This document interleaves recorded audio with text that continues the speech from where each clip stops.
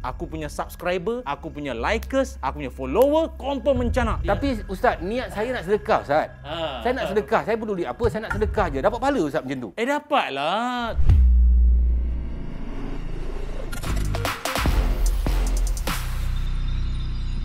Assalamualaikum warahmatullahi taala wabarakatuh dan salam sejahtera bagi mereka yang bukan Islam yang menonton Sembang Viral. Pantas padu padat pendek aja 10 minit tapi penuh dengan info yang penting bermanfaat. Dan bersama dengan saya, siapa lagi kalau bukan Ustaz Ilyas Ismail. Apa khabar Ustaz? Alhamdulillah sihat tu. Hari ini Ustaz kita nak bincang pasal eksploitasi bikin duit.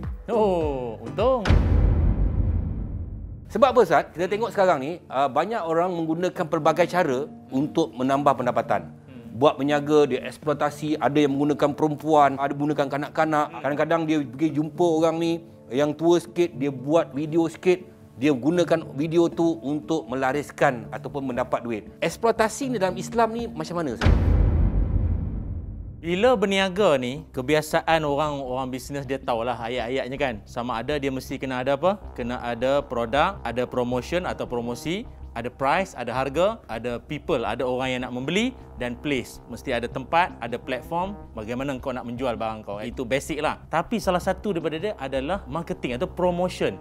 Macam mana kita nak mempromosikan orang untuk beli barang atau produk kita. Salah satu daripada adabnya bila kita nak promosi ni semua, antaranya ialah jangan menipu. Yang keduanya, jangan ada kezaliman. Jangan mengkhianati orang. Kau untung, tapi satu orang lagi pula rugi. Itu zalim lah macam tu. Berbalik pada apa yang Datuk tanya tadi ni, kalau sekiranya seseorang tu dia nak melariskan perniagaan dia, memperkenalkan produk dia, menggunakan muka-muka orang tertentu tu, dia tak bayar, dia memang hidupnya susah tapi diketengahkan, tapi dia tak bagi pun apa hak yang sepatutnya. Sebab itu mana-mana dalam kehidupan kita ni kena ada agreement, mesti ada akad dia, perjanjian. Untung banyak sekian, kita akan bayar dia sekian-sekian. Yang mengeksploit salah satu daripada bentuk mempergunakan ni adalah sebelah pihak saja untung tapi dia merugikan satu pihak lagi pula. Ustaz cakap tadi menzalimi. Pergi ke stesen minyak ni tiba-tiba ada datang budak-budak. Assalamualaikum. Ayat sama. Ayat sama. Ayat sama. Macam telah dilatih. Assalamualaikum pak cik, ni saya jual ni untuk tahfiz, untuk ni. Boleh tak derma seikhlas mungkin? Adakah ini juga mengeksploitasi kanak-kanak ni? Kalau sekiranya dia menggunakan budak-budak tu atas dasar mungkin budak ni memang daripada keluarga susah, muka pun nampak muka 20 sen katanya kan. Untuk tujuan dia nak untung, dia nak kaya lah, senang kan, nak kaya cepat semua, itu zalim. Kalau zalim, dosa lah macam tu. Maka kita kena dalam hal ni, pihak berkuasa lah, kena bertindak lah untuk memantras. Tapi Ustaz cakap macam tu. Tapi masalahnya, dia orang ni Ustaz, budak-budak ni, dia kutip tu, dia jual barang tu untuk rumah anak yatim. Apa pula yang dia zalimnya pula? Memperguna. Itu yang kita takut. Sebab apa? Dia berselindung di sebalik nama anak yatim, nama rumah kebajikan. Jangan mudah tertipu. Saya lebih suka kalau setengah orang dia ambil pendekatan. Kadang bila dia datang, dia jual barang, jual minyak apa, kita kata kita tak nak beli minyak, tak nak beli barang apa, kita belanja dia makan. Tapi budak kata, saya tak nak makan, saya dah kenyang. Itu terpulang lah. Tuan-tuan semua nak bagi, tak bagi, terpulang. Tetapi kita nak didik supaya makin lama makin berkurangan golongan-golongan yang mempergunakan anak-anak yang sepatutnya haknya adalah belajar, mendapat pendidikan di sekolah seperti anak-anak yang lain sepatutnya. Okey, satu lagi Ustaz. Mengeksploitasi kekurangan pada kejadian Allah tu. Macam contohnya orang buta. Adakah itu juga dipandang sebagai mengeksploitasi kekurangan ciptaan Allah? Suka menderma pemurah dermawan itu bagus. Tetapi alangkah bagusnya bila kita nak sedekah tu lebih terarah. Kita kenal siapa. Terarah kita tahu siapa yang kita nak bantu ini. Bukan bagi begitu saja. Kalau boleh lah. Tapi Ustaz, niat saya nak sedekah Ustaz. Saya nak sedekah. Saya peduli apa, saya nak sedekah je. Dapat pahala Ustaz macam tu? Dapatlah. Walaupun dia tu menipu ke, betul tak betul ke, kita yang bagi tu, kita dapat pahala. Sekarang zaman social media. Contoh saya nak menyaga lah pasu ni kan. Saya nak menyaga pasu ni, saya nak jual ni Ustaz. Saya kena pergi beli iklan kat Suara Khabar. Sekarang ni Ustaz, bila ada social media ni, saya ada TikTok, saya ada TikTok, apa semua ada. Jadi sekarang ni Ustaz, saya nak jual benda ni, jadi saya jual saja tak jalan. Tak jalan. Jadi saya terpaksa dah kata, okey, katalah contohnya ni isteri saya.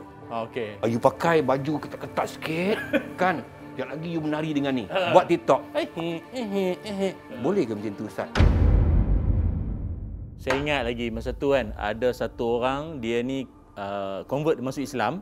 Orang tanya dia, apa sebab engkau suka dengan Islam? Dia kata, aku suka dengan Islam ni sebab dua benda. Pertama, orang Islam ni dia tengok ada sifat malu. Kedua, dalam Islam ni dia tengok sederhana, tak over, tak melampau. Salah satu poin dia yang saya tertarik ada sifat malu. Dan Nabi SAW pun sebut, Iza lam tastah fasna' ma syi'ta. Nabi kata, kalau engkau dah tak ada rasa malu, kau akan buat apa saja yang kau nak buat. Malu ni pakaian orang beriman. Maknanya kalau dia nak berniaga, dia nak apa sekalipun, datang rasa malu. Janganlah, tak naklah. Walaupun dengan cara begitu, aku punya subscriber, aku punya likers, aku punya follower, confirm mencanak. Tapi aku malu lah. Benda ni nanti mencemar nama suami, mencemar nama anak-anak, mencemar nama Islam lagi kan. Jadi aku tak nak buat. So sebenarnya kalau macam tu, macam Datuk cerita tadi tu, itu exploit dah tu. Menggunakan bentuk badan semua yang dan merobohkan maruah diri pula sebenarnya. Kadang-kadang untuk cari branding ni Ustaz kat dalam ni untuk melariskan produk-produk dia juga, ada yang sanggup menjual cerita konon-kononnya anak berpisah lah. Jadi kat situ pun diorang pun ada pendapatan. Jadi diorang boleh ke menjaja cerita macam ni Ustaz padahal tak ada benda pun. Branding ni banyak jalan. Nabi Muhammad SAW, Nabi sendiri pun ada branding yang tersendiri terhadap Islam tu. Maknanya Nabi nak kalau boleh Islam ini kita ada brand kita yang tersendiri. Kita ada jenama kita sendiri, tak sama dengan orang lain.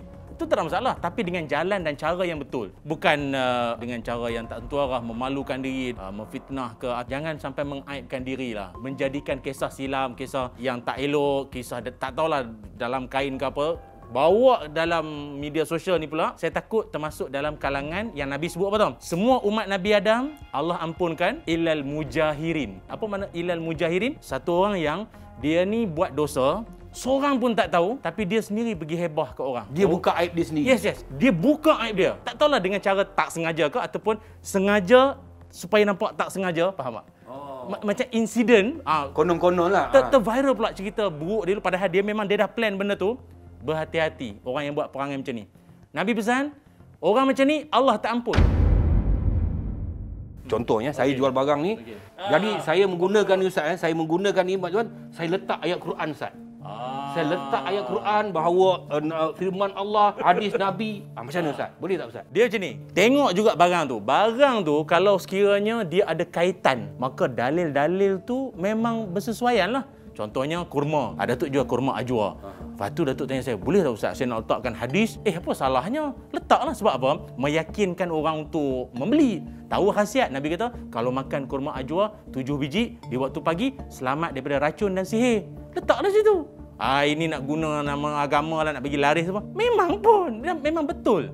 Bukan dengan jalan yang salah. Tapi kalau yang tak betulnya adalah mana-mana sumber entah diambil, amalan entah mana diambil, ayam yang dibacakan 30 juzuk Al-Quran. Padahal yang kena dengar Quran tu orang, bukannya ayam. Jadi dia tak senonoh macam tu, yang tu tak boleh diterima. Itu mengarut, merapu. Batil sama sekali. Sekarang kan musim sosial media. Budak-budak dipergunakan oleh kadang-kadang mak bapak dia orang sendiri. Nak jual produk, dia menggunakan anak-anak dia sendiri untuk buat sesuatu video, untuk melaris ataupun nak bagi jenama. Dan akhirnya anak-anak ni dikenali dan anak-anak ni menjadi glamour dan diorang, budak-budak ni pun akan suka dan akan jadi macam-macam pada diri dia. Ini juga merosakkan pembesaran anak-anak ni juga. Bagi saya dalam hal ni bergantung kepada siapa pemilik akaun media sosial tu ke. Kalau mak ayahnya tu melorongkan anak-anak untuk terlibat dalam dunia bisnes, bermula dengan jadi talent, orang panggil talent lah ya, dalam video tu, tak ada masalah. Anak sendiri mungkin lagi bagusnya, mungkin ayah dia jual Al-Quran ataupun jual alat bantu Iqra'. Jadi yang bacanya anak dia. Mungkin boleh memupuk minat anak-anak di luar sana. Anak tu baru umur berapa tahun dah pandai baca Iqra', nak jugalah. Mungkin dengan jalan yang betul, cara yang betul. Alhamdulillah kita mendapat kecerahan hari ini tentang eksploitasi. Memang ada benda yang dieksploitasi, tetapi eksploitasi yang macam mana? Kalau kita menggunakan seseorang itu untuk mendapat faedah kepada kita, tetapi kita menginaya dia orang, ini mengeksploitasi yang membawa kepada dosa. Tetapi kalau kita mengeksploitasi sesuatu tu dengan cara yang baik dan juga menggunakan cara dengan baik dan kita mendapat branding kita, dan alhamdulillah ianya menjadi bagus. Tapi walau apa sekalipun mengeksploitasi tubuh badan khasnya wanita di khalayak, khasnya sosial media, tidak boleh diterima untuk menjual barang. Jadi tuan-tuan dan puan, tepuk dada, tanya selera, jangan kongsi. Kalau tak pasti, jangan kita buat wakaf dosa. Thank you very much daripada Sembang Viral TV 9. Okey, jumpa esok. Alhamdulillah. Terima kasih Ustaz. Assalamualaikum.